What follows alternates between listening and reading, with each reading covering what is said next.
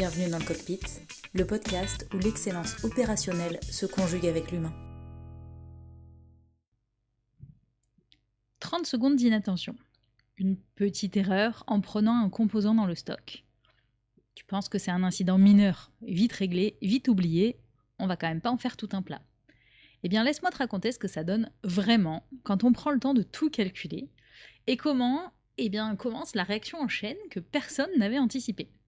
Je suis Marion Voisin, consultante en excellence opérationnelle pour les PME de Drôme et d'Ardèche, et aujourd'hui, je vais te parler du coût de la non-qualité. Alors pas le coût évident, celui qu'on voit tous, c'est-à-dire une pièce à refaire, le nouveau carton d'emballage et puis le prix du transport. Non, on va parler du coût réel, le coût total de la toute petite erreur d'inattention. Parce que dans une PME, la non-qualité, elle ne coûte pas juste ce qu'on imagine, elle coûte bien plus. Et le pire, c'est qu'une grande partie de ce coût-là, il aurait pu être évité avec des choses vraiment toutes simples. Place à la situation que j'ai vécue sur le terrain. Un peu de contexte d'abord pour que tu puisses bien visualiser. Dans cet atelier, des tablettes de commande tactiles sont à insérer lors du montage du produit fini directement chez le client. Donc ces tablettes, elles ne sont pas fabriquées dans l'entreprise, elles sont importées depuis chez le fournisseur par palette. Il y a 3 références différentes, elles ont chacune leur emplacement dans le paletier, bien rangé, pas de souci. Chaque carton sur la palette est étiqueté, franchement, le système il est propre, il est bien rodé. Sauf que ce jour-là, il y a des commandes en attente qui traînent dans l'entrepôt. Il n'y a plus assez de place dans le paletier. Alors, à un moment, le logisticien, comme il y avait une petite place vide dans le paletier, il se débarrasse d'une de ces palettes dont il ne sait pas quoi faire à cet endroit-là. Et évidemment, c'est un des emplacements qui est dédié à nos fameux cartons de tablettes tactiles. Ce qui fait que ça a décalé les emplacements des dites tablettes. Et donc, les cartons de tablettes qui sont toujours bien identifiés, il ne s'est rien passé d'autre, personne n'a rien caché, elles ont juste été déplacées. Donc, pas à leur emplacement habituel, juste à côté. Mais pas exactement au bon endroit. Bon, tu me vois venir. L'opérateur arrive pour prendre la tablette qu'il va devoir mettre sur la palette avec le reste des sous-ensembles pour partir chez le client. Il tend la main vers l'emplacement habituel, il attrape le carton le plus proche. Pas de bol, c'est pas la bonne référence. Il vérifie pas, la palette, hop, elle est constituée, elle part chez le client, fini. Qu'est-ce qui se passe ensuite ? Chez le premier client qui reçoit sa commande, le monteur arrive et au moment du montage final, quand il veut insérer la tablette dans la paroi, elle ne rentre pas. Il appelle l'entreprise, le service client prend l'appel, ouvre une fiche SAV, plus ou moins 1 heure de travail. La fiche remonte en commission SAV, une réunion qui a lieu toutes les semaines. On a 5 personnes autour d'une table pendant 30 minutes pour qualifier les problèmes et décider quoi faire. 2h30 de temps cumulé, donc 30 minutes x 5 personnes, 2h30 de temps cumulé, rien que pour comprendre ce qui s'est passé et décider ce qu'on va faire. Ensuite, il va falloir produire la bonne pièce. Alors dans cet exemple, elle n'est pas produite sur place, donc il va juste suffire de substituer la bonne référence. Pas de souci. Mais si ça avait été une pièce produite en interne, il aurait aussi fallu ajouter à la louche 15 minutes de refabrication de la pièce, mais à intercaler dans des séries en cours peut-être. Ce qui veut dire interrompre des séries, se réorganiser, perdre de la cadence. Il va falloir reconstituer la palette ou l'emballage spécifique pour ce client, 10-15 minutes. Organiser un transport exceptionnel, à la charge de l'entreprise cette fois. Plus ou moins 30 minutes de coordination, plus les frais de transport. Et enfin, replanifier l'intervention du monteur pour qu'il retourne chez le client, terminer l'installation juste pour mettre une tablette dans une paroi. Et maintenant, l'effet qui se coule qui va faire encore plus mal, si c'est arrivé pour un client ce jour-là, on peut s'imaginer que l'erreur a pu se reproduire sur toutes les autres palettes de la journée. Ce qui veut dire que quelque part, il y a sans doute d'autres clients qui ont reçu la mauvaise tablette, mais eux, ils ne le savent pas encore. Mais dans la semaine, un monteur va arriver, essayer d'insérer une tablette, et va appeler parce qu'elle sera trop grande ou trop petite. Et toute la réaction en chaîne recommence depuis le début. Une erreur de 30 secondes, et combien de temps perdu en face ? Combien de frais engagés ? Combien de frustrations générées chez les clients, chez le service client, chez les monteurs, chez les équipes de prod qui sont interrompues, et quelle perte d'image de marque auprès des revendeurs et des clients finaux. Ce que cet exemple illustre parfaitement, c'est la différence entre le coût apparent d'une non-qualité et son coût réel. Le coût apparent, c'est ce qu'on voit immédiatement. Ok, une tablette à remettre vite fait dans un carton, un timbre, on envoie. Allez, 15 minutes de prod, et c'est ce que la plupart des entreprises calculent quand elles parlent de leur coût SAV, du coût de la non-qualité. Mais le coût réel, c'est tout le reste. Et le reste, dans cet exemple tout simple, il est colossal. Mais le pire, c'est qu'en fait, il existe des systèmes vraiment tout simples pour prévenir du risque de ces petites erreurs. Parce que dans cette histoire, par exemple, il y a 3 choses qui auraient pu éviter toute cette situation. La première, c'est un détrompeur visuel. On a 3 palettes de carton qui se ressemblent, avec des tablettes qui se ressemblent, mais qui ne sont pas exactement la même référence, rangées côte à côte dans le paletot.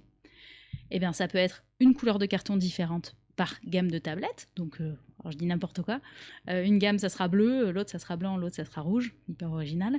Ça c'est à négocier avec le fournisseur si c'est possible ou pas, ou même des gommettes à coller dessus, en tout cas un code couleur. Ou une référence écrite en grand sur le carton, au lieu d'une toute petite étiquette avec des références à rallonge et que sincèrement aucun de nous ne va aller lire quand on est pressé. En fait voilà, réfléchir, 2 minutes de réflexion en amont, ça est presque pas de coût en face. La deuxième chose, ça peut être une règle claire sur la gestion du paletot. Quand il y a un manque de place, en fait, on ne pose jamais une marchandise à côté de son emplacement habituel. On va le signaler au responsable, au coordinateur, et on va trouver une solution. Mais on ne prend jamais une décision tout seul, sans avertir la totalité du service. Il faut que les gens soient au courant si quelqu'un change de l'habitude. Et enfin, un contrôle qualité qui n'a pas été respecté. L'opérateur, normalement, il a un protocole de vérification. Il doit prendre l'article, vérifier que c'est la bonne référence et y aller. Il ne l'a pas fait.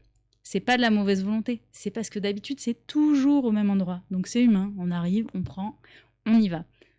Si c'est dans votre cuisine, vous auriez pu prendre du sel à la place du sucre, parce que si d'habitude c'est rangé toujours de cette manière-là, vous auriez peut-être pas fait la différence dans un bocal, si vous ne vérifiez pas. Et c'est exactement pour ça qu'on conçoit des détrompeurs. Pour que le bon comportement, celui qu'on attend, ce soit le comportement qui est facile, et pas un comportement qui compte uniquement sur la discipline de la personne. Un exemple de détrompeur, alors qui n'a rien à voir avec notre exemple actuel, mais par exemple, pour brancher une prise, vous ne pouvez la brancher que dans un sens à cause de la prise de terre, enfin le trou il est que à un endroit, donc vous ne pouvez pas vous tromper et la mettre à l'envers, c'est impossible en fait. Vous ne pouvez la brancher que dans le bon sens. Voilà, il faut imaginer des détrompeurs pour les systèmes, comme ça en fait l'erreur ne peut pas arriver, ce n'est pas possible. Le truc avec le coût de la non-qualité, c'est parce qu'elle est presque toujours invisible dans les comptes. En fait, il est dilué ce coût. Le temps du service client, il va être dans la masse salariale. Le transport exceptionnel, il va être souvent dans les frais de livraison classiques. Le temps dépensé en commission SAV, en fait, il est facturé à personne. Pareil, il est plutôt dans la masse salariale. Et en fait, on n'a personne à un moment qui fait le total ou qui voit le total du coût de chaque SAV. Donc, on continue à traiter les réclamations une par une, en mode pompier, sans jamais calculer ce que ça coûte réellement, et donc sans jamais avoir d'argument économique pour investir dans la prévention. Parce que des ROI, il y en a, croyez-moi. Cette semaine, je t'invite à une micro-action en 2 étapes. En premier, je t'invite à prendre ta dernière réclamation client ou ta dernière reprise de pièces en interne, si jamais c'est plus pertinent dans ton contexte, et à calculer son coût réel. Donc tu l'as compris, pas juste la pièce refaite, mais tout, le temps de chaque personne mobilisée, les frais engagés, les déplacements supplémentaires, les désorganisations. Et tu mets un tarif horaire là-dessus. Même s'il est approximatif, peu importe, ça te donne un ordre d'idée. La deuxième étape, tu vas chercher à remonter à la cause racine du problème avec une méthode toute simple. C'est la méthode des 5 pourquoi. Tu vas te demander donc 5 fois la question pourquoi en partant du problème constaté. Dans notre cas, mauvaise tablette envoyée au client. Pourquoi c'est une mauvaise tablette ? Parce que l'opérateur a pris le mauvais carton. Premier pourquoi. Deuxième pourquoi. Pourquoi est-ce qu'il a pris le mauvais carton ? Eh bien parce que le carton n'était pas à son emplacement habituel. Pourquoi le carton n'était pas à son emplacement habituel ? Parce qu'il n'y avait plus de place dans le paletot et que les palettes ont été décalées. Pourquoi il n'y avait plus de place dans le paletot ? Bon, et vous avez compris.